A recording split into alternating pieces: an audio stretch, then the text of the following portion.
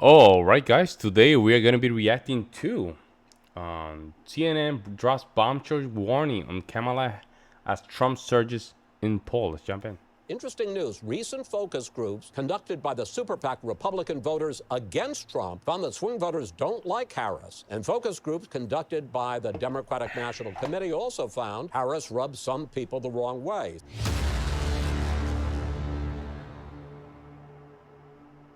Welcome back to the Devori Darkins Show. And in this video, CNN has dropped a huge bomb on the Kamala Harris campaign. And the reason why is because they're just getting fed up with how much she's been gaslighting the media. And now it's gotten to a point where a CNN host is fed up as well, and they're dropping the hammer. Now, before I play the video, why does this matter? It matters because her primary campaign strategy right now is to not do anything that is going to jeopardize her momentum. It is a weakness for her to go in front of the camera and speak unscripted. And let's not forget, a lot of the attention she's getting is artificial, not organic, because it was just about a month ago where CNN was saying this about her. Let's play that. Interesting news. Recent focus groups conducted by the super PAC Republican voters against Trump found that swing voters don't like Harris. And focus groups conducted by the Democratic National Committee also found Harris rubs some people the wrong way. So Isn't it funny? Oh, that's so funny, man. These people. Thank God that we have alternative news, man. Thank God for this. Because what happened is, back in the day, you as an individual, you had to write a book to expose these people. If you have the recordings, that means you have to record everything. But now, today, we can expose them. That's crazy. How big a drag is Kamala Harris on the ticket? I think she's a pretty big jag. I think she was arguably Biden's worst political decision. Wow. Biden's worst political decision. Wow. That's what CNN was saying about her a month ago. A month ago. I generally think going into the future, that's that crazy. Democrats really should not nominate or front people who come from decidedly all blue states unless they're like once in a generation talents like Barack Obama. Because Kamala Harris does not know how to talk to the center or to the right. She only really knows how to sort of speak the language of the base of the party. Look at these feminists. Well, let me pick up on that, because it's not just focus groups that are down on Harris right now. In a recent poll, national poll, 40% approved of the vice president's job performance, while 55% disapproved. And Kara, to Jonah's point. Yeah, so you guys see that, right? And that's the first point I want to make to you guys before we get into this bomb that CNN dropped on her today. Wow, that was good. Is that before she even got into the race, no one liked her, okay? So a lot of this attention, a lot of this momentum is manufactured. You got to give them credit, right? They're pulling every trick out of their hat to make her look like she's better than President Obama. The problem is, sooner or later, reality has to set in. And that's why this CNN host said this. Roll it. Of course, whether the Harris hurricane lasts is another thing. Kamala Harris is not indestructible. She has served as an undistinguished, nearly invisible vice president. There appears no accomplishment she can point to for her most important responsibility, addressing the origin of the border crisis. There we go. CNN has said it. CNN said it. Now they cannot deny it because the Democrats had to call now CNN liars.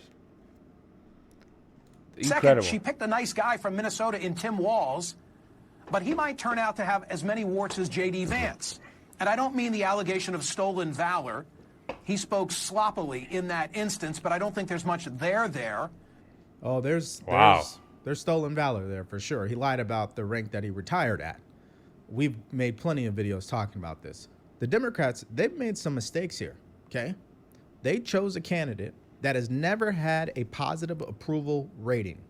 She already tried to run for president. That didn't work back in 2019. She was absolutely embarrassed, okay? She had no chance. And there's a reason why. It's because people did not like her, which is why her campaign is hiding her and then running more ads than the Trump campaign so they can delay the inevitable. Now, what they have working for them is they only have 80-something days until the election. It's not like they're starting last year. So it works for them and it also works against them. It's a very interesting strategy they're dealing with. The point being, though, is that nobody likes her. And when they see her for who she really is, it's going to blow up in her face. This is why this guy's calling her out, because it's only going to last for so long. And then obviously the other mistake was she chose a candidate that is absolutely farther left than she is and does not appeal to people that are in the center, does not appeal to moderates. He appeals to progressives. That's a big problem. Yeah, also they were afraid to lose Minnesota. That's why they chose him, because they wanted to solidify Minnesota. That's why. That is, but he's got other problems on his hands. Let's listen to this.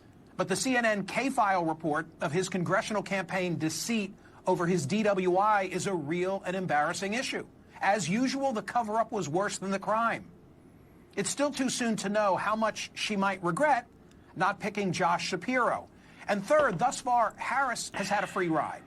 She's not given any media interviews, hasn't faced voter questioning. When asked recently, she said that she would give an interview by the end of the month.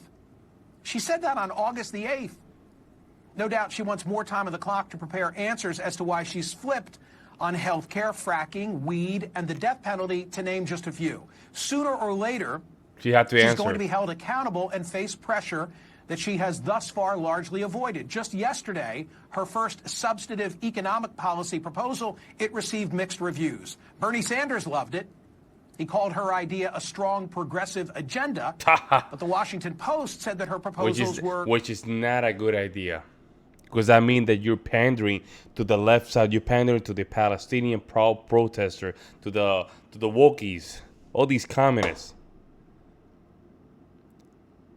The thing is that she's pandering to that group because she want to calm the waters. However, again, we go back to this. We have more people right now reporting on this. This is not going to simply go away. Gimmicks. CNN's analysis said that her plan could create more problems than it solves. You'd think that she'll enjoy another week of positive coverage amidst the DNC, which will feature 3 Democratic presidents, but with passions inflamed about Israel and Gaza, there is an air of unpredictability as to what will happen in Chicago. As I like to say, still to come, events we could never foresee and individuals whose names that today we don't even know. Okay, so you guys seen that. And he makes quite a few points. I wish the rest of CNN would start talking like him. And all we're really wanting is you guys could still be liberal as hell. Just, can you tell the truth, man? Yeah. And that's what he's doing here finally. And the truth is this, which comes down to 3 major things for her. Number 1, the DNC is going to be explosive. And I'm not talking about it in a positive way. I'm talking about the fact that they're going to have protests outside the DNC for anti-Israel people and also pro-Israel people, right? You have 2 separate protests happening at the same time. That's number 1. Number 2, in her eyes, she probably already did an interview. She did it with her running mate, right? Tim Walz and Kamala Harris. They did their own interview. And they may just go ahead and ride with that until the debate happens, which I think is a big mistake, because there's something to be said for getting tough questions to warm up to the media and the resistance you're going to face, especially if you're going to end up doing a debate. Not just any debate, a debate to become the next president of the United States. And here's the third thing. When CNN and the Washington Post are calling you out, you know you're not doing things in the right way. These organizations, they lean so left. They hate Trump. And when you end up getting criticized by them, you know you're going down the wrong track. Yeah. And let's be honest, I don't even think that they can help it. This is who she is. Oh, that's a good point. That's a good point. I don't think they can help her. They can help themselves. She's so unlikable that they themselves, they're like, man, I can't keep faking this. She's so bad. I think he has a good point here. She is a liar. She is a person who isn't going to say what she really wants to say. And she's not a person who can truly handle tough questions, even from media who supports her, like in this video. Yes, there was a slow start, but it was a strong finish. And what became very clear through the course of the night is that Joe Biden is fighting on behalf of the American people, on substance, on policy, on performance. Joe But Biden is extraordinarily strong. And But I'm sorry, that on cannot substance be and debated. policy and performance tonight, I mean, the president's performance tonight clearly was disappointing for his supporters. CNN is reporting Democratic lawmakers watching the debate were worried about the president's performance. One said it was a disaster. Another called it a train wreck. Those are Democrats especially worried that Biden did not. Listen, if my Republican candidate was like Joe Biden, folks, I would never vote for him. I would never. I would just blame the Republicans simply putting this person in front of the camera. I would be mad with the Republicans. However, the Democrats, they're just fixated with just voting against a man. That it's all about, it's all about the fact that we won the first woman. Oh, orange man bad. That they're just destroying the country because of that. They're electing people based on nothing, only in race and color, and then because it's a woman, and all this stuff that doesn't really help anybody. Not punch back on Trump's lies. Yeah, look at her. I mean, she can't handle when people push back. She doesn't have answers when people push back. This is why they're trying to delay her. And it's a gift and a curse at the same time. It's a gift because they're hiding her weakness, but it's a curse because she's not being forthcoming with swing voters or independents. And now it's becoming an issue with the liberal media, the people that want her to get elected. So she's got some serious problems on her hand, and she can only hold on for so long. And she has a lot of explaining to do when it comes to her policies, because even CNN is calling that out as well. Let's listen to this. Two things. I think number one, she took a lot of far left positions during her first run in 2019 and 2020. She has, temporarily kind of moderated these through some anonymous quotes from aides saying, well, she doesn't really want to ban fracking anymore. She doesn't want to do this, doesn't want to do that. This new program that she's kind of doing is pretty far left, $25,000, price controls essentially. That's number one. But the other thing is, kind of conveniently forgot she was vice president for the last 4 years when a lot of the housing market crisis was at its worst, when inflation was at its worst. So there's a lot of memory holding that. But look, when it comes to the $25K, I mean, you just added $25,000 into every price onto every home price in the country, because if you're giving that away essentially for free, people will add it into the price. Yeah, he's spot on. I mean, the problem is that she's been the vice president for the last 3.5 years. People will not forget that, especially because they're going to be reminded by the Trump campaign. Yeah. And she can't escape it. That's why I really do believe the Democrats made a huge mistake. They should not have gone with her. But I think when they were trying to push Biden out. But then the thing is that they are so racist, right? The Democratic Party is so racist that they have to just go with the bigotry of low expectation. You see what I'm saying? And that's why they're going very hard on Kamala, because it's their way of just mediating their own internal racism. That's what it is. We all know. Listen, folks, we all know she's not good. We all know. Both these lefty Democrats, right? They're thinking only about she's a woman. She's a colored woman. All this stuff.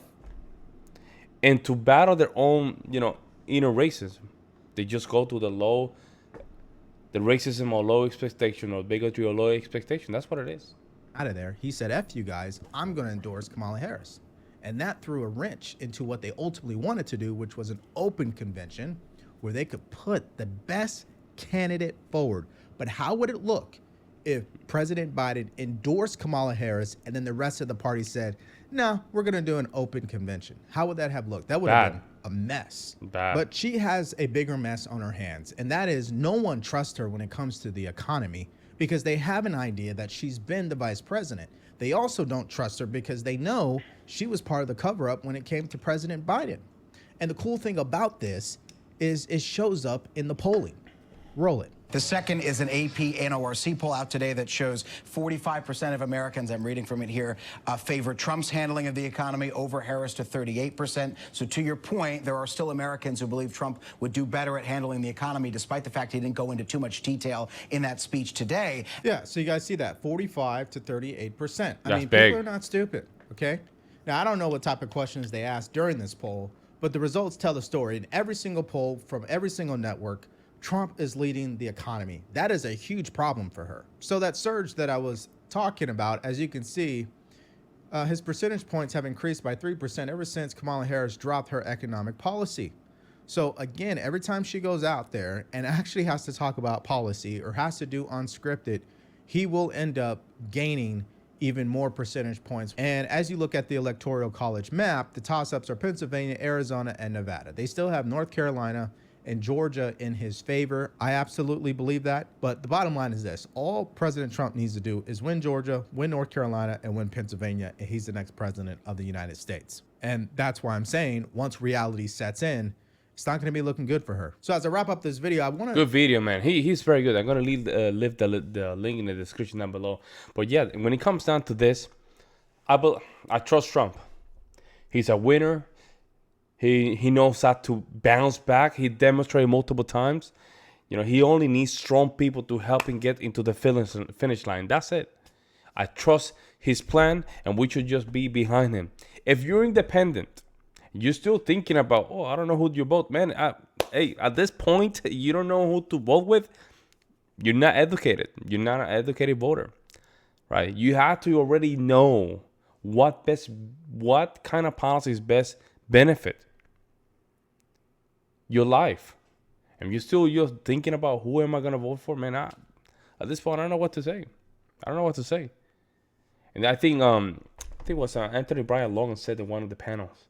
One of the guys was saying, like, I don't know who I'm going to vote for. I just want to wait for Kamala to say what she needs to say. And he said, no. He said, no. It's too late for that.